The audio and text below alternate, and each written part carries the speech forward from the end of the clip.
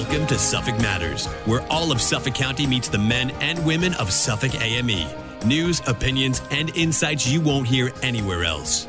Here's your host, the president of New York's largest independent union, Suffolk AME's Dan Leveler. Welcome to another edition of Suffolk Matters on Walk 97.5 and 94.3 The Shark, where Suffolk County meets the men and women of Suffolk AME. All right, so my guest this morning is Kevin McCaffrey. He's the minority leader of the Suffolk County Legislature. Good morning, Kevin. Good morning, Dan. So, listen, it's great to have you on the show. I think there's plenty of things we need to talk about in Suffolk County in general, but I'd be remiss to skip over, just an aspect of your life that has made conversations for us so much easier, and that is your being president of Teamsters Local 707, and also the wealth of knowledge you have on benefits in general and unionism. And, I wonder if you just let our audience know a little bit about what the members in 707 do and the essential nature of their job keeping our economy moving. So Sure. Thanks, Dan. And it's always a pleasure to be on with you. So I was a member of Teamsters Local 707 since 1978. I started out as a truck driver for Roadway Express, worked my way up to become the shop steward, and then I had a kind of dual career. I was also pursuing a career in government as well. I worked part-time as a village trustee and deputy mayor in the village of Lyndhurst, and so in 1990 they wanted, in 1995 rather, they decided we wanted to have a union election, and they asked me to run with them against the incumbents. And I had some background in government, and so they thought it might be helpful. So right. I took them up on it. I was elected to Secretary Treasurer in 1995, and in 2000 I became the president of Local 707, position I've held ever since. Right. I got in. Most of our members are truck drivers like myself, probably half of them, but we also have a diverse group. We through different mergers, we represent people in the private ambulance industry in Brooklyn and Bronx. We represent people in food processing. If you get 4C breadcrumbs or iced tea, those are our members in Brooklyn that are making them. We also have people that process cheese, and any chance if you go to Costco and you buy cheese there, it's Local 707 members process them for you.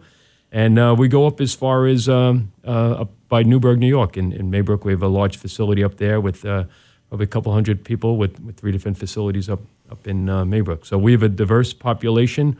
It's gotten away from the trucking industry, but it's still the predominant membership. Sure, but I mean that's still all essential stuff, right? And I wonder, I feel like I always talk about this, but it's still kind of relevant.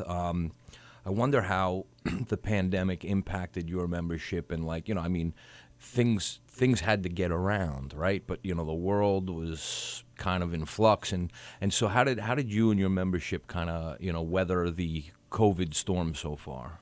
Well, we were all essential workers, except for one bargaining group I left out. We represent workers at Nassau County off-track betting, and they were deemed not to be essential workers, so that operation pretty much closed down.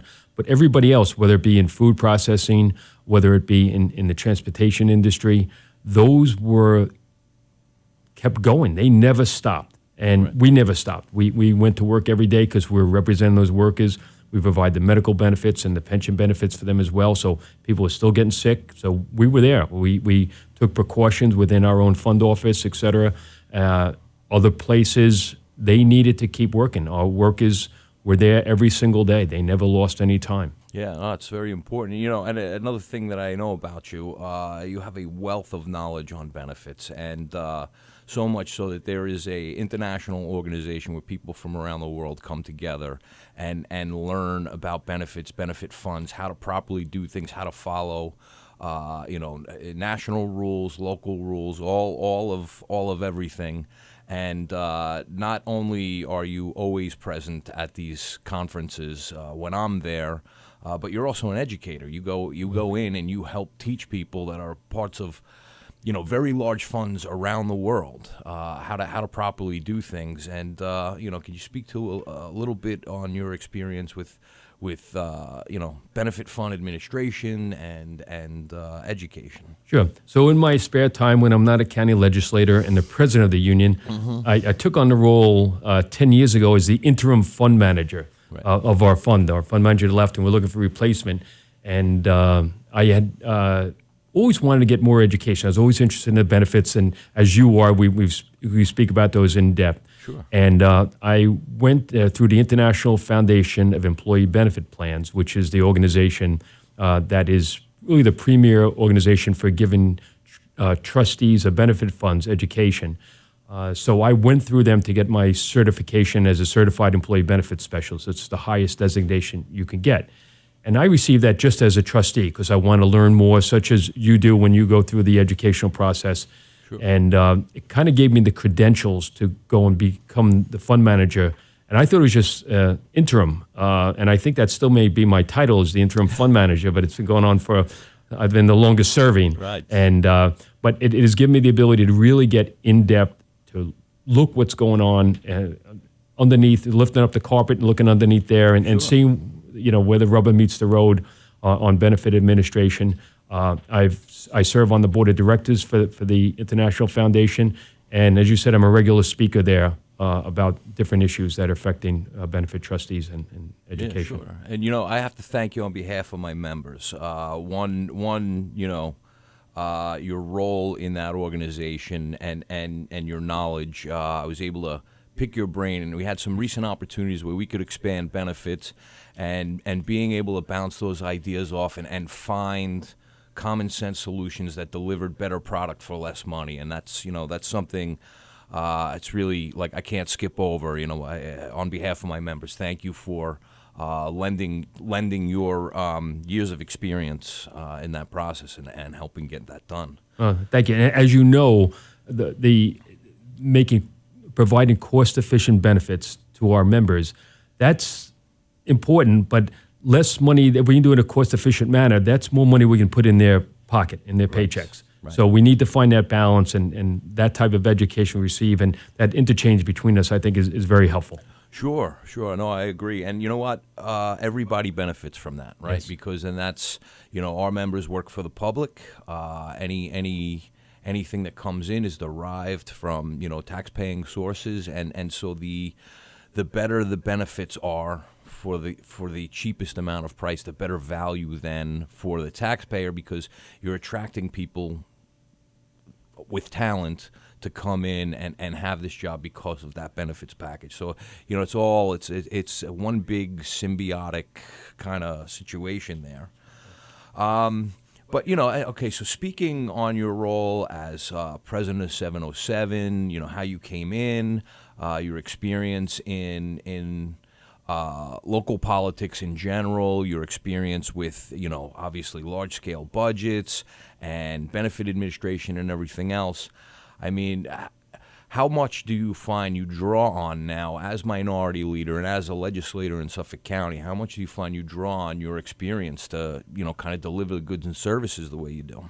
Yeah, I think it's important to have that background, especially starting on the village level, which was a smaller setting, of course. There was 5 members of the village board as opposed to 18 members of the legislature and a county executive. It's a little different, and then the politics is a little more deeper. We all had the majority. We ran as Republicans. Right. It's the only village in Suffolk County or in Long Island that still runs as Republicans and Democrats. So we always had the majority, if not, the complete control over that. And it was sometimes easier to get it done and sometimes not. Right. But we always agreed at the end of the day when we walked into that room to understand what we were going to do. We managed to balance budgets every year. Yep. I walked into Suffolk County in 2014, and I said, what did I get myself into? Wow. And it's really the same thing. You shouldn't spend more money than you have coming in. And just a lot more zeros on the end of the numbers. Of course. Yeah. And I find, maybe the smaller the constituency, the more personal it also becomes, right? When you're dealing with tens of thousands of people or hundreds of thousands or, at this point, 1 million plus, it's not that it's impersonal. It's not that people can't get in touch with you or whatever else. But say on the village level, and you're walking through town, well, people know who you are, and they're going to stop and they're going to have that conversation, and it's. It definitely, you have to have the courage of your convictions. If you make a bad move, you're going to hear about it. That's absolutely true. And whether it be, in the supermarket, walking down the street, or just being out, being involved in the community, people are going to come to you and give you their opinion. And I've been fortunate to have that opinion be favorable more often than not. Yeah. Well, and again, that takes work. Yes. And so, I guess in that regard, you're coming into an election for your fifth term, and obviously, we believe in you. AME believes in you, and I think that I think that a number of people across various communities in Suffolk County, your district and others, have benefited from your leadership and know and understand. But you still got to run the election, right? And you got to get in. And so I guess my question really would be, once you're in, what kind of initiatives are you looking at? Because, sixth term would be the last available term. So this is second to last term, and there has to be initiatives on the table. So, maybe we can talk a little bit about some things you want to see accomplished. Yeah, I'm not approaching this as being in the twilight of a mediocre career. I want to continue the work that we've started. Being in the minority, that isn't always possible. Right. We are looking forward to a change in the legislature. When I came in, I was number 6 of the Republicans. Now we're up to number 8. Right. And so every election we've picked up a seat. And each election cycle, we expect to pick up another one. Very closely right now is being watched the race in LD 18, which is up in Huntington. Right. And that's an open seat right now, and that is for control of the legislature. Sure. And it really can control at 9-9. Everybody needs each other's help, right. And nothing can get forced through. Right. So I look forward to that. If we're able to win that seat, we're going to be in a good position to do a lot more things than we have been able to do in the past. And just speaking from a labor perspective, we've always kind of held the philosophy that if all of local government is Democratic, and all of state government is Democratic, and all of federal government is Democratic, well, not everybody votes Democratic, right? And therefore there is a constituency that isn't being served. Their thoughts and their ideas aren't being put forward. And a balance is always necessary. Now, again, we understand the trade-off there. Maybe it takes a little bit more time to get things done, right? There's got to be more discussions. But that's the kind of conservative approach, not conservative the party, but conservative the concept of let's make sure we know what we're doing. Let's have all the conversations up front before we decide what we're going to do and how we're going to get there. And I think that's, I think there's a value to having that balance. So having my background in labor and negotiating contracts, as you have, you're used to the give and take. You want to be able to, you have people on either side say, we need this, we need to get this done, we can't compromise on this. But if you want to get an agreement, if you want to get a deal, sometimes you have to be willing to compromise. You need to be able to bend but not break. And I think that has been my philosophy since I've been in office, and whether it be in the village or through here and in labor, to be able to get a deal, to be able to make something that represents what, without compromising your integrity or what your values are. And I think that's been helpful to me. Yeah, and I guess that's another interesting point. On the legislature, there are a number of people on the Republican side, the conservative side, and the Democratic side that are all union leaders on some level and with experience in all of that. And so that approach to getting business done, that's got to lend itself to some sort of bipartisan discussion that maybe wasn't present when you talked about when the composition was a little different, and when one side had a supermajority and just things got forced through, and so do you find that to be the case now? Like just being able to have that Again, I feel like you and I can cut through so much of conversation because we already have the basic understanding of what the lay of the land is. And are you finding that with members of other groups on the legislature? And not that it's a separate caucus, but being able to just, quickly, where are you on this? How's this going, you know? To that point, like we said before, when me and you speak about this, we don't need an interpreter. We already understand the language, and that's been the benefit of having other labor officials, elected officials on the legislature. So the composition now is that Jim Mazzarella is he's a sitting secretary treasurer of a public employees local, understands everything that goes on. Yes. Nick Caracappa was the former head of the Suffolk County Water Authority utility workers. Yes. And Sammy Gonzalez on the Democratic side was the president of a IBEW local. And so I always kid the Democrats now. We have more labor officials on the Republican side than the union. But we're able to come together and we kind of look at each other and nod. We understand where we need to be, what needs to get done. And so I think it's helpful not only to our constituents, but also especially to the working men and women of this county. Of course, and that covers all types of workers, whether they're represented by a union or not.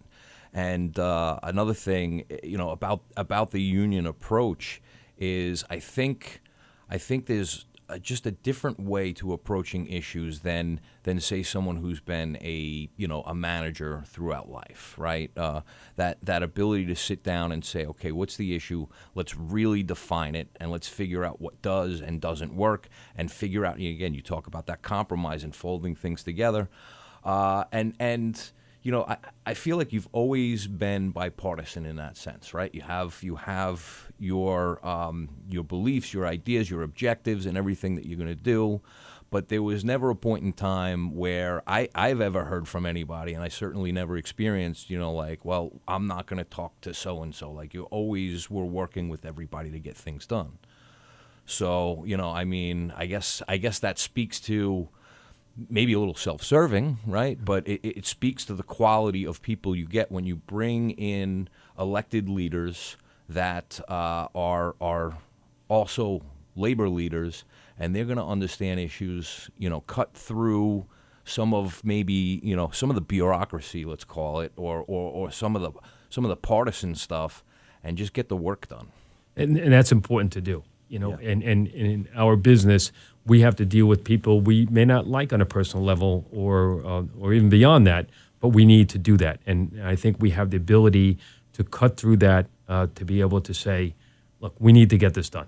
Personalities aside, this is important. Let's get it done. And I think being in the labor background has helped us in that. So I guess two big things right now, in today's day and age, right? Public health, obviously a huge issue. We're concerned about all the things that are going on in that regard.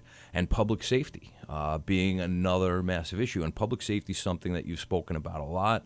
I think that you have had a lot of great comments on that. But, what type of improvements are you hoping to make with regards to public safety? Well, first of all, I think we need to have more police officers on the street. I think that's helpful. I think it's beneficial for several reasons, not just a presence out there, but also when we don't have enough police officers, we still have to man those posts. Right. And we're paying overtime to higher paid police officers instead of hiring younger police officers. And we went through that mode a long time ago when we didn't have money for a new police class. And so now I think we need to staff up.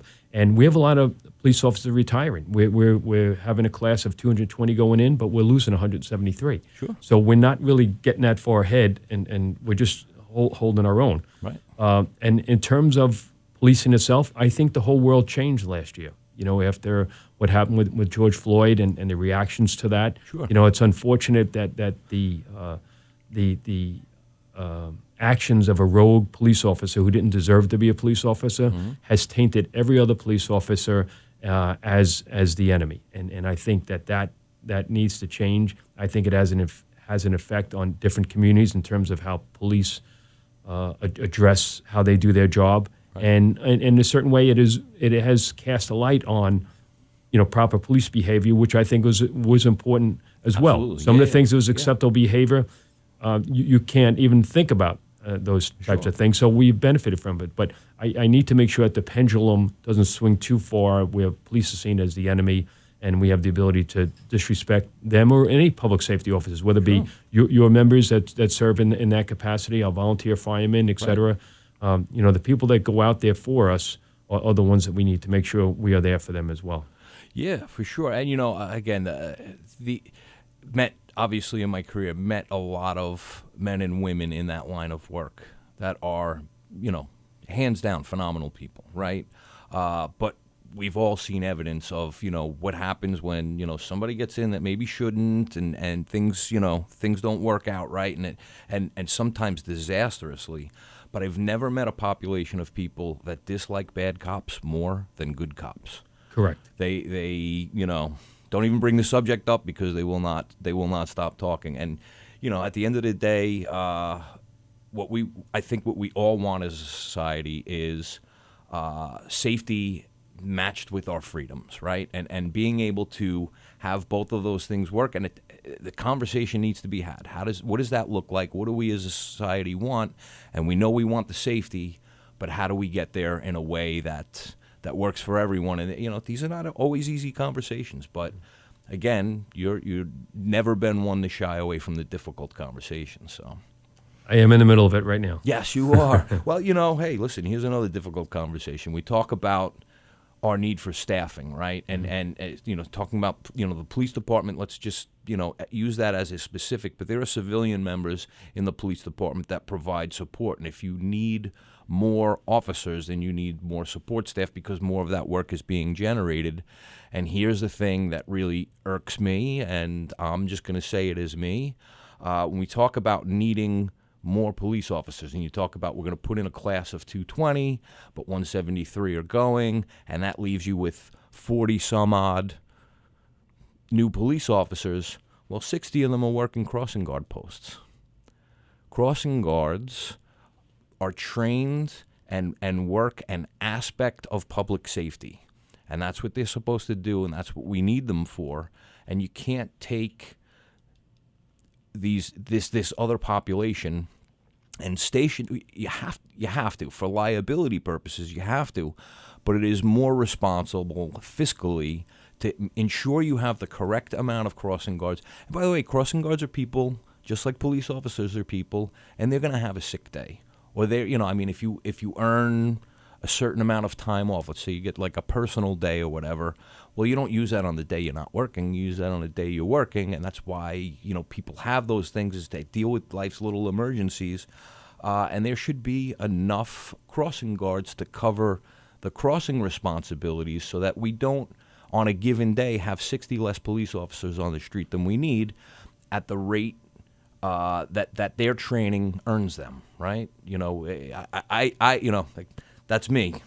That's just that's my issue. Well, I agree with you, and that's a perfect example. And actually, even have it down there, crossing guards. I knew we would talk about that. Yeah. But it's important. Every time I drive by a crossing guard post and I see a police officer there, I go, this is somebody that could be doing other things. The crossing guards, can't respond to emergency calls. They do an important function, making sure our children can cross the street safely. If we didn't need them, we wouldn't have them. So they're an important part of public safety, and we need to put more crossing guards out there. I agree with you. And not just because of the cost savings with police officers there. We need to invest in them and make sure that it's the kind of work that they want to do and will continue to do, to make sure that we have a good supply of good people that are willing to do that work. And I agree with you 100%. Sure. And we have that opportunity in this next budget. We have a lot of things that are going to be coming up. And I'm sure you want to get to that, talk about our... Oh, I'd love to, yes. Yeah. So I'll just jump ahead. I hate to be the host here, but okay. but this is unprecedented where we are this year. We've always talked about where we're going to find the money for this, where we're going to find the money for that, and we don't want to do this, and we can't do that, even though we know we needed to do it. Well, one of the benefits, if you can say, of the pandemic has been the relief that we've received from the federal government. It's going to be in excess of $500 million between the American Rescue Plan and the CARES Act. And we have an opportunity now to do several things. First is pay back a lot of the one-shot revenues that we use. We don't own the Dennison building anymore. We sold that to the Dormitory Authority. We still owe about $75 million, I think, on that building. We didn't pay our pension obligations for many years. We amortized them. Sounds good, right? You're amortizing them. It sounds like it's a good deal. Well, we just borrowed the money, and we're going to have to pay that back at a higher interest. Yeah. And so we need to start paying back some of that debt, because what's happening, that debt load goes onto the operating budget that we pay each year. And that's less money we can use to hire new employees, give our current employees, a fair wage, et cetera. So we need to take a look at fixing, as I'd say, the sins of our fathers, because it happened before I was there, so I can say that. Right. But and start taking back some of it. It was just things we needed to do at that time, Sure. because we had to keep the government running. Right. And on top of the CARES Act money, for some reason, we have had an unprecedented increase in the amount of sales tax revenue that we've never had before. And a lot of that was stay-at-home shopping. And thankfully, Amazon has to pay sales tax. Yeah. And so that has really generated an excess amount of sales tax. So our obligation right now, and one of the things that I'm going to make sure that goes forward, is to make sure that we don't just poof, what happened to the money, Right. waste the money. We need to, and I have to, tip my cap to the county executive, because his initial budget came out was sounded more like something I would propose than he would. Right. It creates reserve funds. We have to look at the level of those reserve funds. I actually think there might be more money in those reserve funds than we need. We need to continue the work towards paying down those obligations that we took down. I know we started initially paying down the ones with the higher interest rates, kind of like if you have a credit card, if you have an opportunity to pay it off, you pay the highest rates down. So we're going to continue to do that. Look at when we can pay back the Dennison building. Those bonds may not be callable for the next couple of years. So we're going to look to being able to do that, and all the other things that we borrowed. And then we need to look at the things that we didn't do that we should have done, staffing and crossing guards, or your members in terms of buildings and grounds, the DPW, the people in parks. Those are things that we neglected, and it's reflective in the way our buildings look, and it's shameful. Right. It really is. Well, so the taxpayer right now is essentially down about 1,300 employees. But are paying the same tax rate as before. And so now we talk about austerity as a concept, that idea of we have to weather the storm, so we're going to have to cut back. And if you think about that domestically, right, and I was actually having a conversation with someone the other day, and I said, you go out and you shop for the very best deal you can find, and you get the very best thing at the lowest possible price, and then you dump it on a credit card, and you don't pay that credit card off, and it just keeps adding to the price. And when by time you finally pay it off, you paid way more than you would have. Yeah, you had the thing sooner, but you paid, and that's the whole concept of debt service. For government to be able to get out of debt service means that the money that's coming in gets used for services. It means it puts bodies in chairs. So now you, as the taxpayer, paying the same rate or possibly more than you did, say, back in 2012. Well, now your staffing level is going to go back up. And your staffing level for the same rate of pay will now increase services, and things will get better. Yeah. And those people being part of the workforce, now that's employing more people, and that means more money's going back into the economy. And again, here we are with that symbiosis again, right? That whole, how this whole thing is like cyclical. But I guess there is always,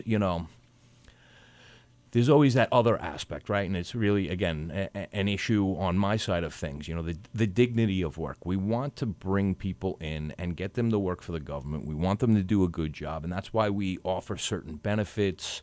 Like we were talking about, having the ability to take a day off, certain healthcare things.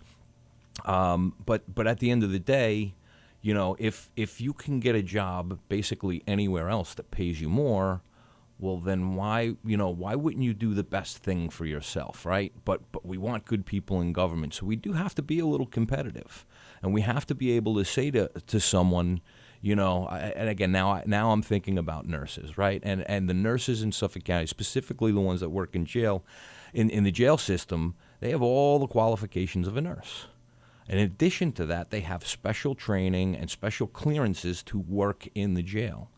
If they make less with that extra training and expertise and everything else than they could working anywhere else with that same title, why take the job, right? And we don't want to get to the point where hiring and retention gets as bad in, say, a job title like that or mechanics, which is another one that has like that kind of disparity to it. We don't want to see that hiring and retention situation like we had in the 911 call centers, where you'd have a 70% attrition rate.